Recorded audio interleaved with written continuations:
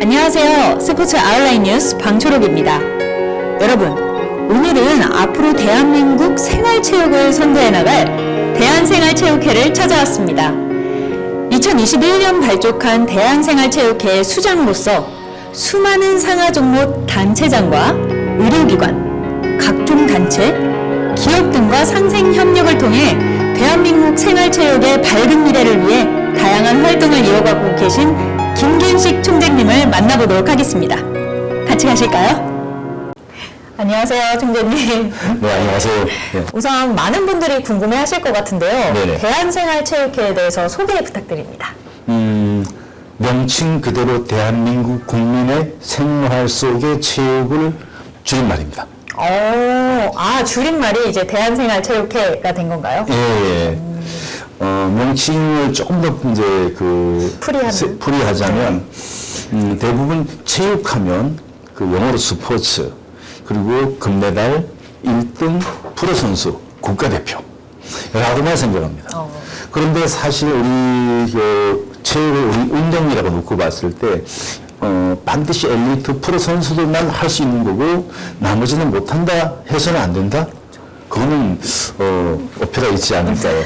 그래서 일반 국민들도 옛날에 우리는 줄넘기도 하고 제기차기도 하고 동네 축구도 하고 그러다가 어느 날부터 배드민턴도 하고 배구도 하고 농구도 했습니다. 그래서 이 야구나 축구나 이런 소위 말하는 올림픽 정식 종목들이 반드시 엘리트만 해야 되는 것은 아니라 일반 국민들도 승부를 떠나서 즐길 수 있고 또 내가 야구를 해보고 취미에 안 맞으면 축구를 해볼 수도 있고 탁구를 해볼 수도 있고 심지어는 수영도 해볼 수 있는 그런 어떤 다양한 종목 속의 체험 그래서 문턱을 낮추고 누구나 쉽게 이거도 저거도 해봐서 자기가 몸의 DNA 속에 나는 수영을 잘하는 인자가 있어.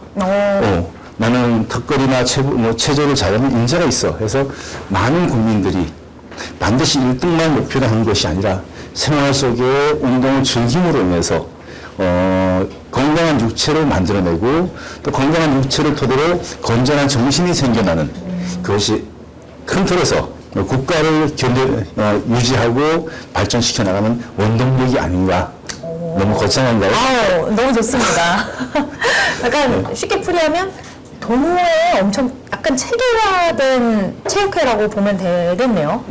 쉽게 접할 수 있지만 그렇죠. 그것을 조금 더 체계적으로 잡힌 제도권 밖에서 채널을 다양하게 열어놓고 문턱을 낮췄기 때문에 많은 분들이 어떤 정해진 규칙, 틀 속에 얽매이는 것이 아니라 좀 더 자유롭고 다양하게 할 수 있다는 그런 장점이 있죠. 굉장한 장점이네요. 근데 현재 대한체육회에서도 제가 알기로는 생활체육을 흡수해서 운영하는 것으로 알고 있어요. 근데 대한생활체육회가 어떤 차별성을 갖고 있는지 혹시? 타 단체라서 대한생활체육회를 제가 이렇다 저렇다 평가하기는 좀 그렇고요. 대한체육회는 대한민국 정부 산하문화체육관광부 산하에 있는 제도권 내의 기관이라고 보시면 되고요. 그것이 공공기관이면 저희는 제도권 밖에 비영리 사단법인 민간단체입니다.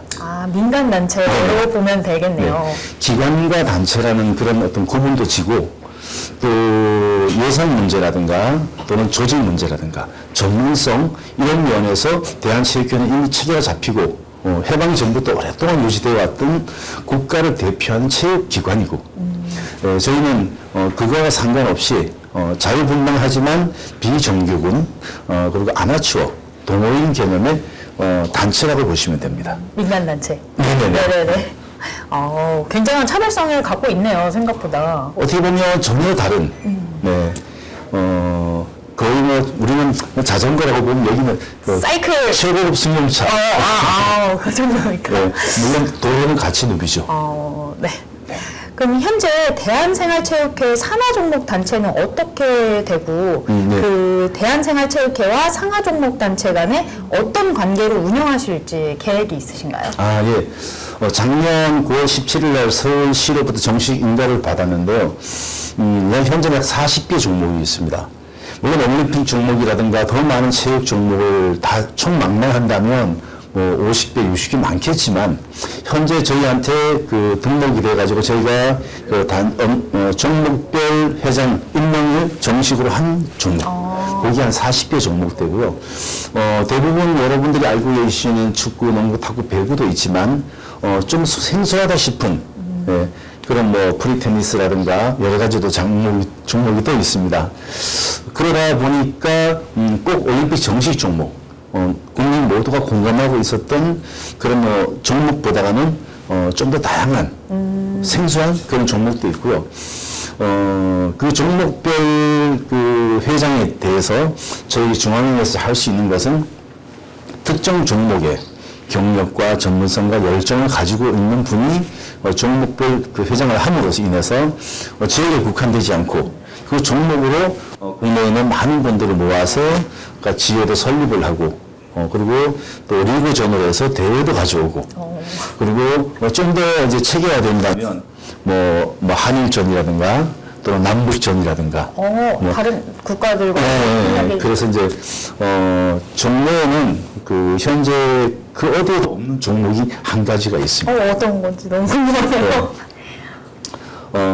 전 세계에서 우리 남한과 북한만이 알고 있는 종목이 있습니다. 과연 예를 들어서 뭐 김마전, 차전놀이, 줄넘기, 오자미 던지기, 심지어는 최근에 그 오징어 게임이 유행을 했지 않습니까? 네. 예. 그런데 오징어 게임 그 자체 하나만으로는 거의 운동이라기보다는 놀이에 가까운 겁니다. 그쵸.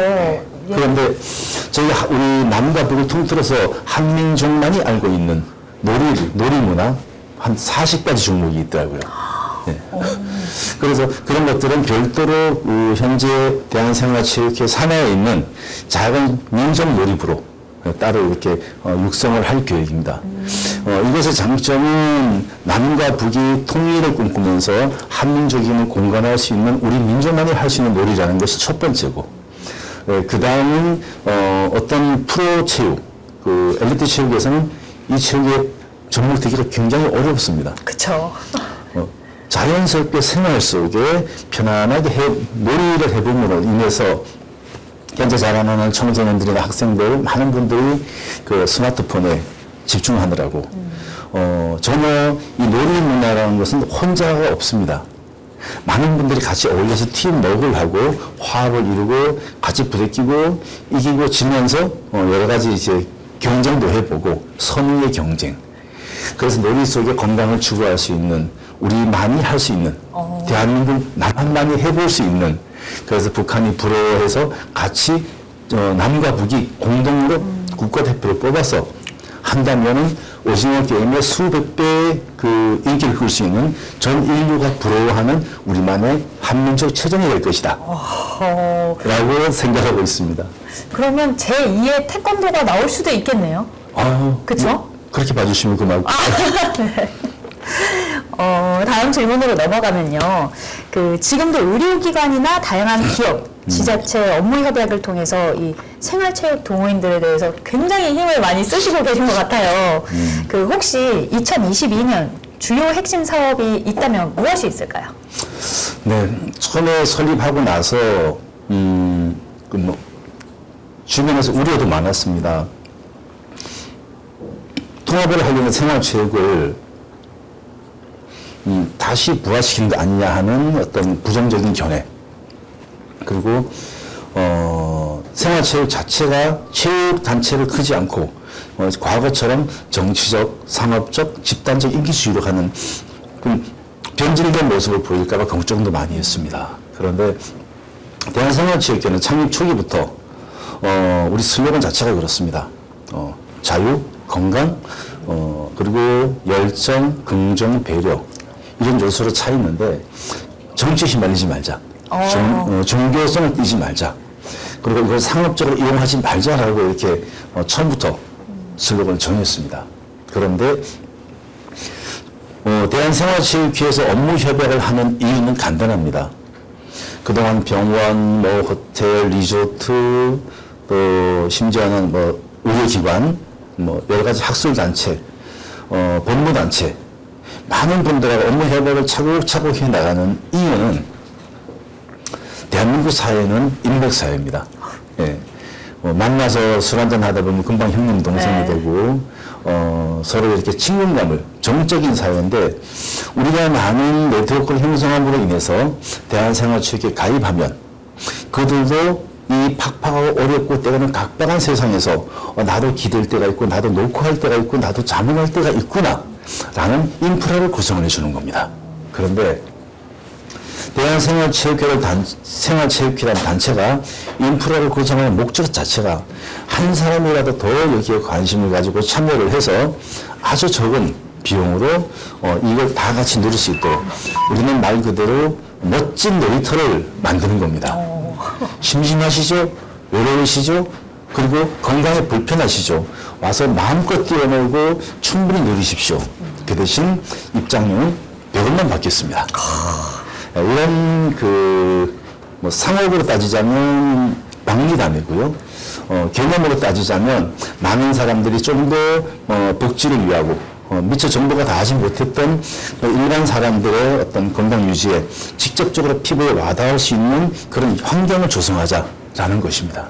그래서 종로는 많은 분들이 회원으로 참여하셔서 대한생활체육회는 체육을 통한 생활 속의 체육을 통한 우리의 여러 가지 건강과 문화복지를 같이 누릴 수 있는 그런 뭐랄까 공익을 추구하는 단체가 되고 싶은 것이 목적입니다. 아, 너무 좋네요. 네, 그렇습니다. 들어야겠어요. 저도 대한생활체육회 혹시 테니스 종목이 있죠? 있습니다. 그리고 저희 돈을 떠나서 저희는 연 회비가 10,000원입니다. 아, 달이 아니라 연회비 네, 10,000원. 1년에 10,000원입니다. 그래서 많은 국민들이 들어와서 10,000원 내고 100,000원, 1,000,000원의 본전을 뽑아 가십시오. 남는 장사 아닙니까? 남는 장사입니다. 그럼 마지막으로요. 네. 대한생활체육회 총재님으로서 네. 한 가족이신 산하단체의 임원분들과 회원분들께 한 말씀 해주세요. 이거 1시간 반 해야 되는데요. 제가 1분 30초로 줄여드리겠습니다. 대한생활체육회 설립 초기에 많은 분들이 걱정을 하셨습니다. 과연 보는 눈들이 따가운데 일어날 수 있을까? 어떤 오해나 불신도 받지 않고 정상적으로 자리 잡을 수 있을까? 그런 상태에서 비대위가 구성이 되고 발견대회를 통해서 올 때까지 소정의 과정이 있었습니다. 그 과정에 누구 눈치도 보지 않고 소신껏 함께 참여해 주신 김문상 사무총장님, 그리고 박영애 사무국장님, 그리고 많은 임원진들 정말 감사드립니다. 여러분들이 계셨기 때문에 지금 이제 한 6개월 남짓한 이 시간 동안 정말 이룰 수가 하고 믿어지지 않을 만큼 많은 어떤 업무적 흔적을, 성과를 가져왔습니다. 앞으로 1년 뒤에, 2년 뒤에, 멀리는 10년 뒤에 대한생활체육회가 전 국민들이 편안하게 쉽게 건강을 찾을 수 있는 그런 센터 같은 그런 단체가 될 수 있도록 우리 임원 여러분 앞으로도 많이 수고해 주시고요. 여러분 아시겠지만 작년 올해 코로나 때문에 얼마나 힘들었습니까? 그걸 잘 견뎌내 주시고 심지어는 임명장 전달식 할 때도 문 밖에 서서 수십 명이 기다리고 계시다가 3분씩 4분씩 나눠서 드릴 수밖에 없는 어떤 행사를 하지 못했던 시간들이 있었습니다. 그럼에도 불구하고 꿋꿋이 제자리 잘 지켜주시고 하시는 역할을 다 잘해주셔서 현재 이 자리까지 왔습니다. 그 진행될 4월 23일 날 1차 워크숍 때 여러분들 같이 정말 행복한 모습으로 만나뵙기를 바라면서 모든 분들의 건강과 가정의 행복을 기원드리겠습니다. 감사합니다. 아니, 한 말씀 부탁드렸는데 그 따뜻함과 그 사랑이 느껴져요. 두 말 드렸나요? 네, 지금까지 인터뷰 응해주셔서 너무 감사드리고요. 그 대한생활체육회의 무궁한 발전을 저도 항상 기도하겠습니다. 고맙습니다. 네. 회원이 한 분 늘어난 기분입니다. 맞습니다. 회원입니다. 저도 이제 사랑과 관심으로 지켜봐 주십시오. 네, 고맙습니다. 네, 감사합니다. 감사합니다. 네.